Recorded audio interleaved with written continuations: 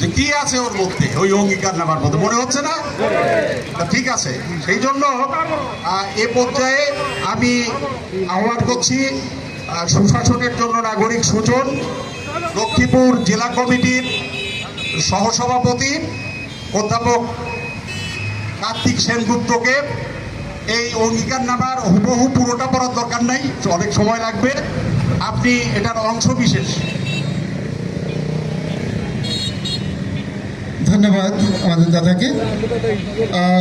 অত্যন্ত কৃতজ্ঞতা ভরে শ্রদ্ধা জানাচ্ছি আমাদের লক্ষ্মীপুর ৩ আসনের সংসদ সদস্য প্রার্থী মহোদয়গণকে। আমি পড়ছি ত্রয়োদশ জাতীয় সংসদ নির্বাচন ২০২৬ প্রার্থীর অঙ্গীকারনামা।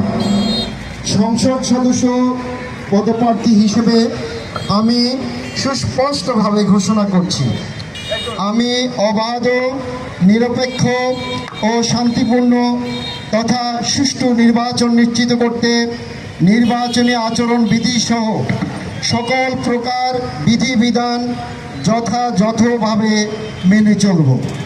নির্বাচনে অন্যায় প্রভাব খাটাবো না, অন্য দলের নির্বাচনী কর্মকাণ্ডে প্রতিবন্ধকতা সৃষ্টি বা সন্ত্রাসী কর্মকাণ্ড থেকে দূরে থাকব। অর্থ বা অন্য কিছুর বিনিময়ে ভোট কিনব না। নির্বাচনে বিজয়ী হলে দলের নির্বাচনী ইশতেহারে ঘোষিত অঙ্গীকারসমূহ সহ আমার দেওয়া প্রতিশ্রুতি পরিপূর্ণভাবে বাস্তবায়নের ব্যাপারে উদ্যোগ গ্রহণ করব। নির্বাচিত হলে আমি আমার এলাকার দুর্নীতিমুক্ত, কার্যকর ও জনকল্যাণমূলক শাসন ব্যবস্থা গড়ে তোলার ক্ষেত্রে যথাযথ পদক্ষেপ গ্রহণ করব। দায়িত্ব পালনের ক্ষেত্রে স্বজনপ্রীতি ও দলীয়করণ করব না বা প্রশ্রয় দেব না। টেন্ডারবাজি, চাঁদাবাজি, দখলদারিত্ব, নিয়োগ বাণিজ্য ইত্যাদি থেকে দূরে থাকব। সন্ত্রাস ও মাদকাসক্তি সহ বিভিন্ন ধরনের সামাজিক অপরাধ রোধে উদ্যোগ গ্রহণ করব।